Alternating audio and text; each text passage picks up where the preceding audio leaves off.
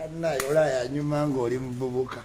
ama oyina engeri gye muba ku kuluzi ne mutta emibiri obwana eri tebulimba kajja kagaa naye bannange ekyulinze wankuba era wankuba naye maama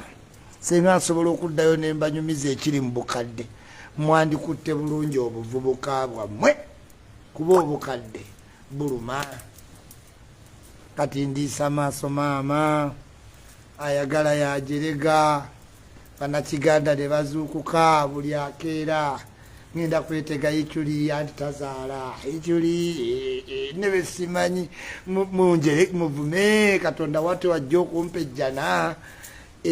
kati yampadde ejjana ati yampadde omudeeni mwe munjeregeze nsirise Fifi the Queen wuyo mulabako ali atya mukulu nsubuga firimu eno gye baŋŋambye nti ogenda kuntuulako kukisi kukugulu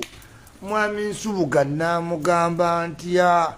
ye kiro yama nagisobola ng'olina obwaguuga Fifi